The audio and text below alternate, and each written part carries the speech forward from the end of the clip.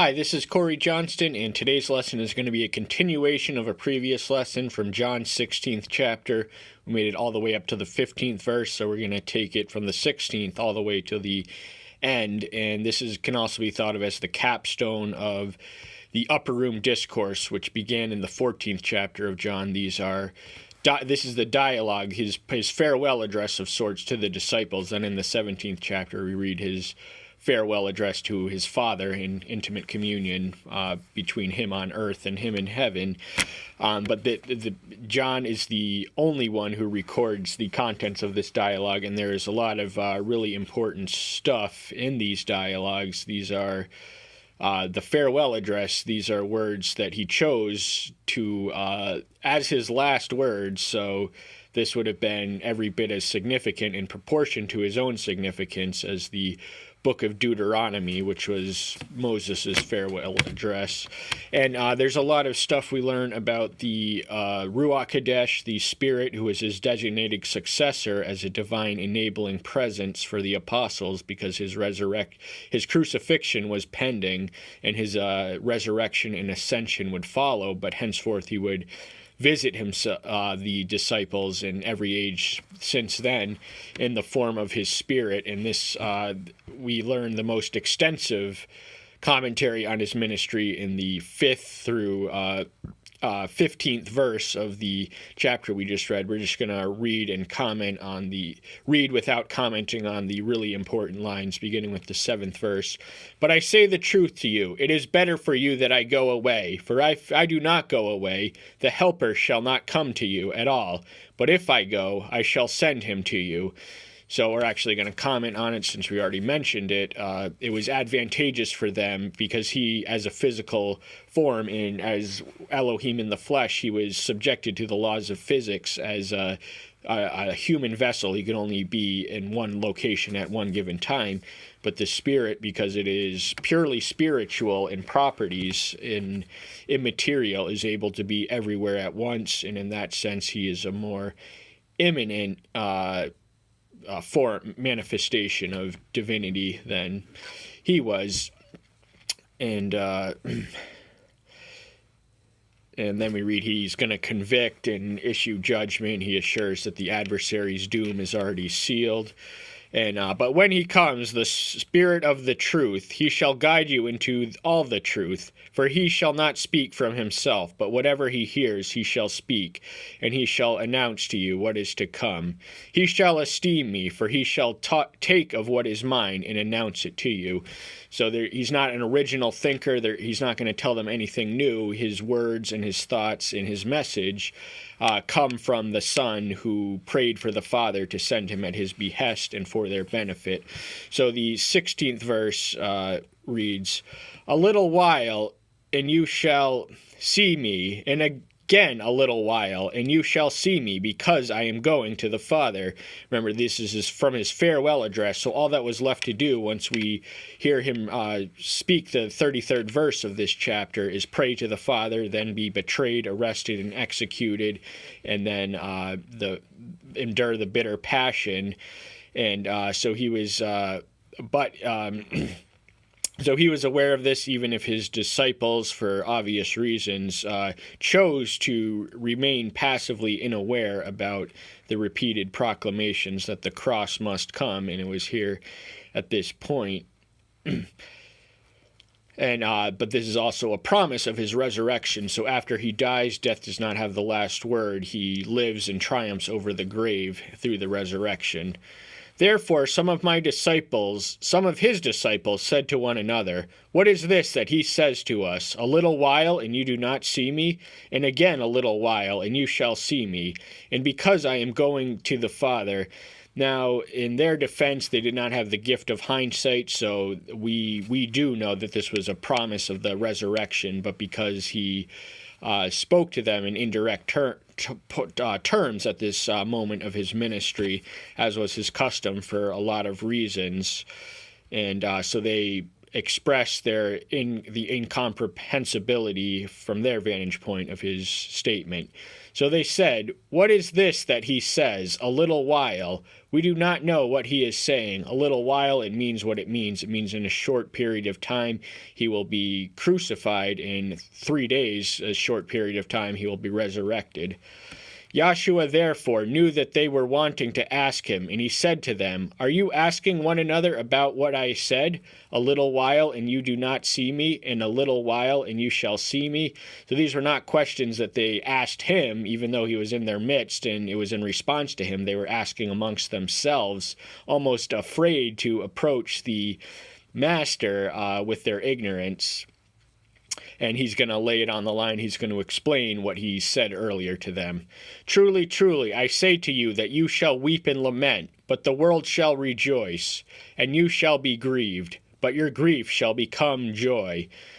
So the cause of his crucifixion and bitter passion was a source of tears. It was not a pleasant moment. They thought that their living hope was dying and would be no more.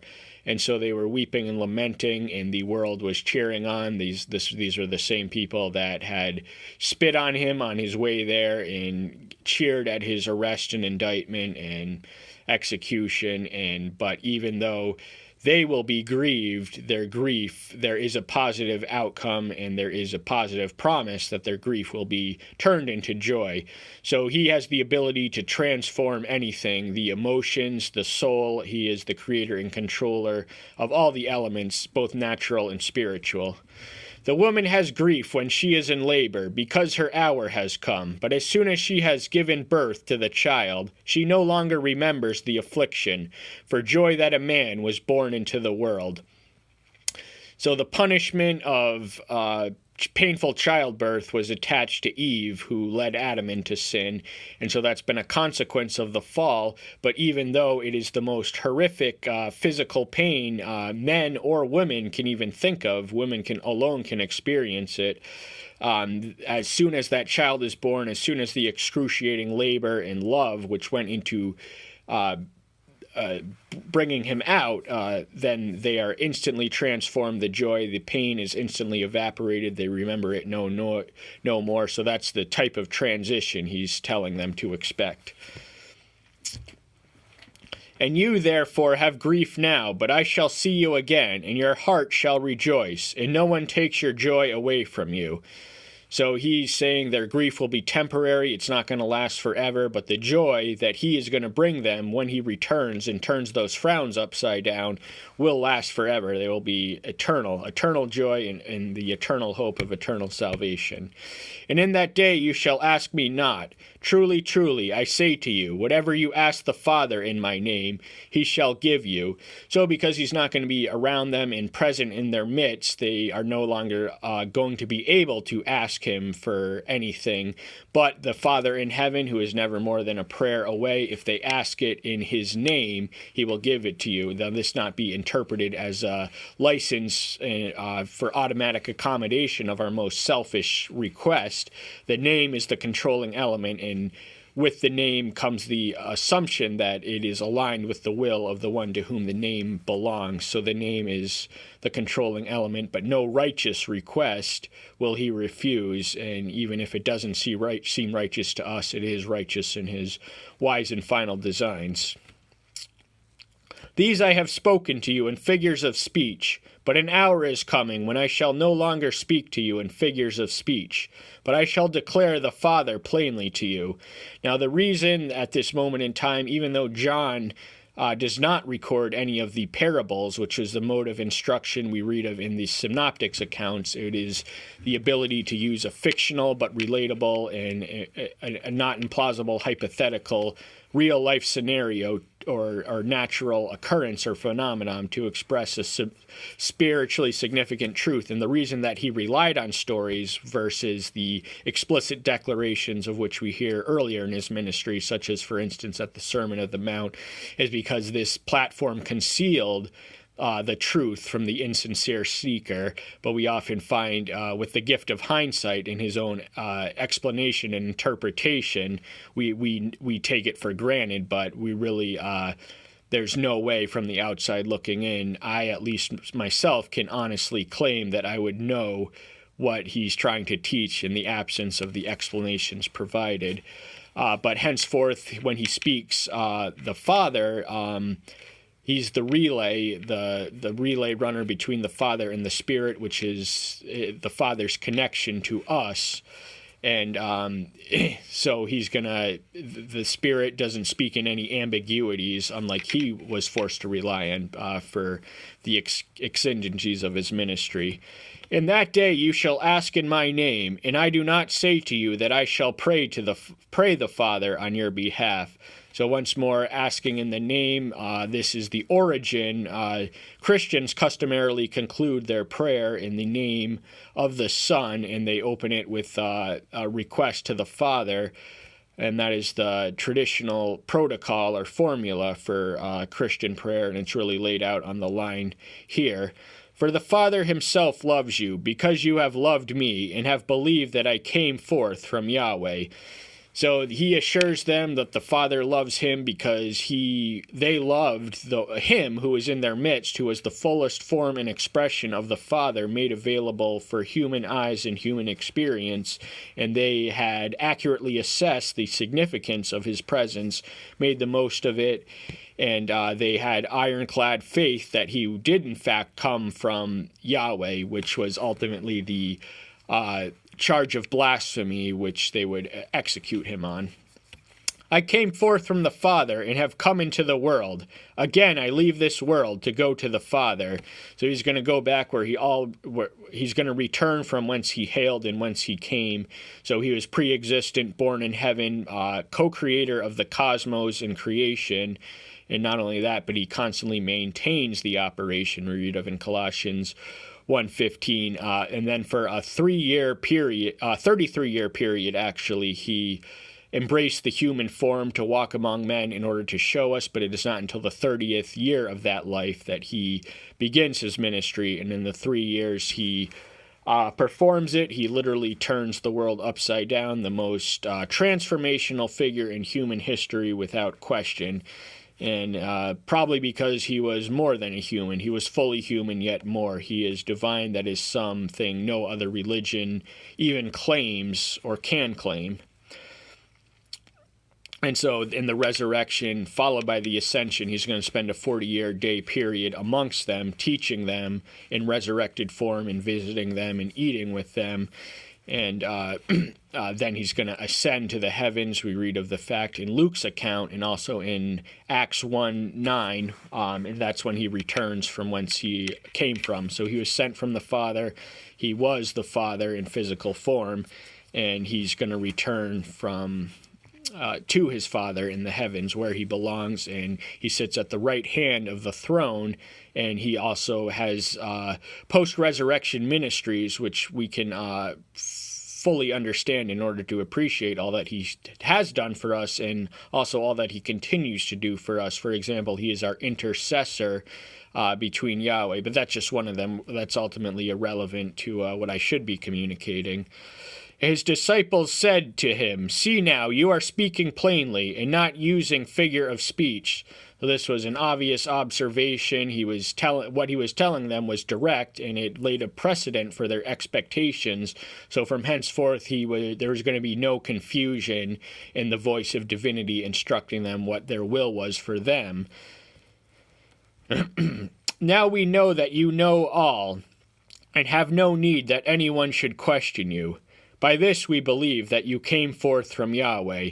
So they're aware of his omnipotence, omniscience, which is the attribute of infinite or unlimited intelligence, even though in human form he could not quite claim the totality of that attribute. For instance, we read him telling them that he knows not the hour of his return, and even in resurrected form in Acts 1:7, he advises the apostles not to concern themselves with the moment of the time. The next verse reads, Joshua answered them, "Do you now believe?" So after all they had been through, how could they not at this point? This is a rhetorical question. He already affirms their faith and acknowledges it and appreciates it. So he's just asking an obvious question, an obviously rhetorical question. How could one not believe after beholding him in mutual proximity for the previous 3 years, being transformed in the process from ordinary, obscure, unlettered, uneducated men into the greatest ministers in the history of any religion? See, an hour is coming, and has now come, that you are scattered, each to his own, and leave me alone. Yet I am not alone, because the Father is with me. So he's telling them in advance that when the temple army and the armed temple guard come to arrest him in the Garden of Gethsemane, they're going to flee. That even after 3 years hearing they had the direct, literal word from God in the form of his son, and even after all that time, they would flee from fear because, they were human and their warts are there for all to see us. John alone would accompany him and actually witness the crucifixion. He was the only disciple who was loving and loyal to the last. Of course, all of them, with the obvious exception of Judas, he had a clear impact and influence in their life in resurrected form. It was through them that the faith that he had established and embodied would spread out and really bring this redemption and salvation to the world. But in the 17th chapter, we read of his prayer to the Father. That's what comes after the upper room discourse. He gives his farewell address, his parting words to the Father in prayer, and the Cliff Notes version is that he prays for the same unity in his church that they know and experience between them. These I have spoken to you, that in me you might have peace. In the world you have tribulation, but take courage, I have overcome the world. So there's a lot to digest for. This reminds us of 14:27, where he offers them peace, not as the world offers. The peace that the world offers is quietness from commotion and conflict and contention, but it doesn't have any positive qualities of serenity. That's the type of peace he offers, which is more aligned with the Hebrew word of shalom, which indicates material and spiritual prosperity as well as peace. And but they have, in the world, they're going to be persecuted. They're going to have tribulations. They're going to be asked to walk through the fire for the faith that he has given them to proclaim. But they have no fear, because when they abide in him, the victory is already theirs. He has already overcome the world, and through his enabling power, we too can become overcomers. So anything we belong to belongs to us, and when we belong to Yahshua, the victory is already complete. We may have to that we're not immune from the tests and trials that must come as a matter of course throughout life, but we have the assurance that if we stay true and remain faithful to the end, that the victory will already be ours, and that victory has an eternal echo, and that is something very much worth aspiring towards. So I hope you're here for that reason, and I'm glad to instruct you in any way I can, but that's all the time we have for today. Thank you so much. See you next time. Bye-bye.